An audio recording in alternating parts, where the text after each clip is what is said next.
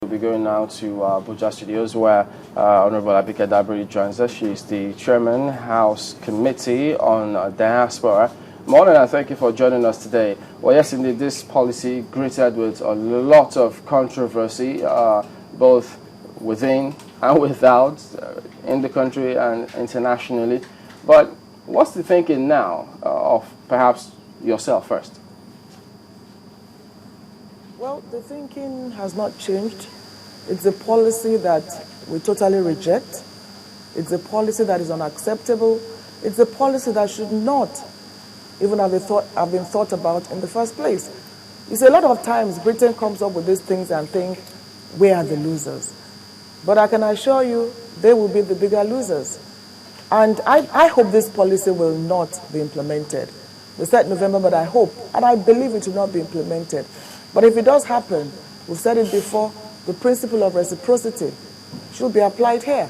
If they say you pay £3,000, they should pay much more than that. And don't forget that there are a lot of British interest in Nigeria. You have DHL, you have British American Tobacco, you have educational firms coming to Nigeria perhaps almost every week, trying to lure our students to come to England to study. On the long run, or even on the short run, if it does happen, I think Britain has a lot more to lose than Nigeria has. And, well, I'm glad the Minister of Foreign Affairs, as usual, is on top of the situation. And he has said he hasn't been officially informed. And I believe with our reaction, maybe they will never even bother to inform us. But if they do, there are a lot of things Nigeria can do. But that they even thought about it in the first place, I feel it's actually insulting. And it should be rejected in all ramifications. Don't forget that there was a time that South Africa was telling us to pay 100,000 naira for deportation fee for Nigerians going to South Africa. I recall that the then ambassador to South Africa, General Marua, introduced the same fees to them. It didn't take them time to stop it. And what we realized in the South Africa place is that even if you pay this deportation fee, they never ever get them back, and you are never deported. So I don't think we can overstretch the fact that this is totally unacceptable. We reject it, and we actually feel insulted by even this thought by Britain in the first place. But this is our principle of reciprocity. I mean, you have people say that this is, in nature, reactionary. Shouldn't we rework this policy such that we see some of these things happening, or even stop them from proposing any such policy, knowing our stand, our position? Because some ask, who should hold the ace? We have a country of 167 million people, yet countries want to impose certain policies on us. We don't seem to be pulling our weight, they say. Yes, like I said, I do not think I think Britain will be smart enough not to go ahead with this policy. We're glad that the report was leaked by the Daily Mail. We first read it on the Daily Mail, and they have not officially informed the Minister of Foreign Affairs, so they have not officially informed Nigeria. So I hope that in their wisdom, they will put a stop to this policy if they were ever thinking about it at all. Look, in the UK alone, this affects India also, by the way. In the UK, let's look at the medical sector, for instance. Of all the Indian doctors in the UK and the Nigerian doctors in the UK withdraw their services, the health system will collapse. And when you look at even the business, take British Airways for instance, just a £2 million landing fees on British Airways alone will have more effect than they are telling us to stop. And then look at the policy itself. Okay, you tell me that if I want to go to the UK, you declare me high risk. What is your definition of high risk, first and foremost? Two, asking me to pay £3,000, I could look for the money, go to your country and then stay forever. So the penalty is looking for £3,000 and staying there. It doesn't even make sense. It does not make any sense at all. And I hope that they will let us know eventually that they never planned that. It's not going to be a policy, because it definitely will not work. It will destroy a lot of the relationship with those countries on that list. And for us as a Commonwealth nation, you just ask yourself, what is the point of being in the Commonwealth of Nations? You might as well disband that Commonwealth of Nations. So, and this is a country that colonized us. We've had a long checkered history relationship with the UK, although there are times they've tried to put up some policies which were not favorable to Nigeria and we reacted. But I really believe that they will not and should not go ahead with this policy. In fact, they should apologize that they ever thought about it in the first place. Like I said, we find that very, very insulting to us as a people and as a nation. Okay. Have you considered the reasons that they gave for coming up with this policy? According to them, is to help tackle abuse of their immigration system. Sorry, can you? I didn't get the question. One of the reasons that the British government gave for coming up with this policy, they say, is to help tackle the abuse of their immigration system. Have you considered that part? Well, I don't think telling us to pay £3,000 bond will solve that problem. Like I said, if you have a problem with somebody overstaying, you can get the £3,000, you know, and pay. If you're that desperate to go to England and overstay, get the £3,000, pay the money, and forget it. Then you can stay there forever. Does that make sense even to them? It doesn't make sense to me, and I'm sure it doesn't make sense to a whole lot of people. If there are underlying reasons, they can let us know. It doesn't make sense. You know, so you can look for 750,000 naira. If your aim is to go to Britain and stay there forever, then you forfeit the money, and that's okay. So even that reason does not make any sense whatsoever. There are many ways of tackling the issue of immigration, and they know it. Then when you say high risk, how do you determine high risk? You said 18 and above. How do you determine high risk? You know, if there are better ways of dealing with the issue of immigration in the UK. And don't forget that I believe that politics is involved here. The Tories want to win the election at all costs, and maybe they believe putting up policies like this to immigrants just might help them, but it's probably going to hurt them more. You know, some people also say that this type of policy is a wake-up call for us to also look inwards in terms of how much we actually let foreign countries, how much control and how much we actually let them make from us. I mean, you just talked about British Airways and, you know, the volume of Nigerians traveling. You should go to VFS offices and see the queues of Nigerians, you know, outside waiting to be able to apply for a visa. And then it also makes us think again as to, you know, why the mad rush abroad? Well, I agree with you absolutely. We have those challenges, but that is not the way for Britain to deal with us. This was a country that colonized us and, you know, played a major role in the way we are today. But having said that, I agree with you absolutely. You see, as a chairman committee on diaspora, we're worried about Nigerians trooping out in droves. And you find that we're even worried more so about the number of Nigerians in various prisons abroad, and this should worry anybody. Look at a country like Kenya, for instance, actually just deporting Nigerians anyhow. Ghana telling us we don't want your traders here.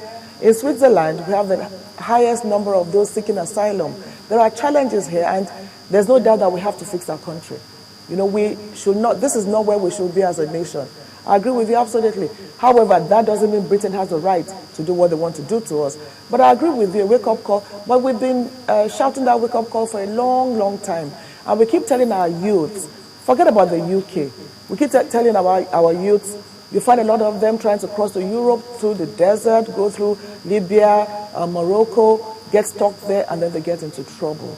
We keep telling our youth that, you know, as bad as it is, sometimes it is better here. It's usually not green over there. Look at even the mode of transportation. A lot of them die along the way. But you see, the desperation of trying to get a job, trying to survive, you keep thinking that it can't be worse than you are. You know, take the issue of our girls prostituting abroad. We've had cause to speak to some of them.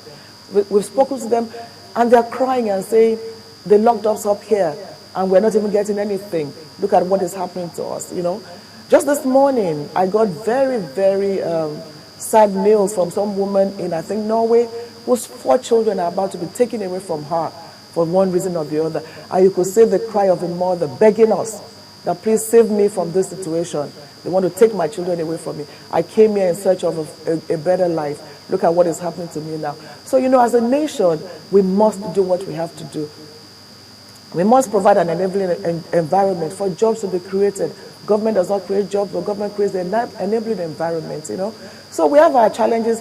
It's a question of leadership, which we should work hard. This is a democracy. Ensure you vote leaders of your choice. So yes, it's a challenge, but it doesn't give Britain any reason whatsoever to insult us the way they are about to insult us. And we still insist we will not accept it. In fact, any other country, you see, when we keep standing up for our rights, when we respect ourselves, we'll be respected. And I'm glad the way the Minister of Foreign Affairs has handled quite a lot of these issues, starting from South Africa and several others that were not even reported in the media. So yes, we will stand for our people and our nation. Well, we understand that the Minister for Foreign Affairs has already summoned the current ambassador of the UK to Nigeria, and they've had a meeting. United Kingdom has regretted it, it's said that they have regretted that particular policy, that some part of it has been leaked, and that is not the entire content of it is true. Our Foreign Affairs Minister has also reminded the United Kingdom of their historical bond between the people of both countries. Now, do you think that, for instance, assuming the United Kingdom does go ahead and say this is the way we think we want to go forward, we've weighed the downsides of this particular policy, and we still think that we stand to benefit a lot from it, do you think that a boycott of some sort will work? A boycott by Nigeria, of the UK will work? Well, beyond a boycott, I think Nigerians will not even have a choice. Then you ask yourselves, what are you even looking for in all those places? More often than not. Look, I'm going for a summit just over this weekend. It's called Nigerian Diaspora Direct Investment Summit. It's about British citizens wanting to come to Nigeria to invest in small businesses in Nigeria. You see, they are the ones saying, we want to come to your country, we want to invest there, we want to do this and that. And they are working with various states in Nigeria. You see, they have more to lose, like I said, on the long run, than we have to lose. A lot of us, go there on holidays and all that. You can have a rethink about that. And let me tell you something. Maybe it's just as well. Maybe that will give us the opportunity to explore what we ignore about Africa, the beauty of Africa, even the beauty of our own nation. Sometimes you go to England on holiday, you find Nigerians 20 crammed in one room, you say you're on vacation. Maybe it might just be a blessing in disguise for us as a people and as a nation. But I know that no matter what happens, Nigeria will stand up for its citizens, and the UK will be the greatest losers. And I'm glad that from the reports we heard yesterday with a meeting with the Minister of Foreign Affairs, the High Commissioner says, well, we regret this. It was leaked to the press, so we thank the Daily Mail for leaking it. It was leaked. Maybe if it wasn't leaked, November, you just come up with this policy, and then it's going to be, a bit more cumbersome to deal with it. So I'm glad we're making a little progress, and I still believe that it will not happen. It's unworkable. It is simply unworkable. Now, they even thought about it in the first place. I can't imagine where the thought came about. It is unworkable. Look at even India, for instance. I mean, look at the relationship, also a long-term relationship with the UK, Nigeria, a long-term relationship with the UK. We have a checkered history together. This is not going to work. And I believe that that policy will not in any way be implemented. However, we should warn Nigerians that expect tougher granting of visas.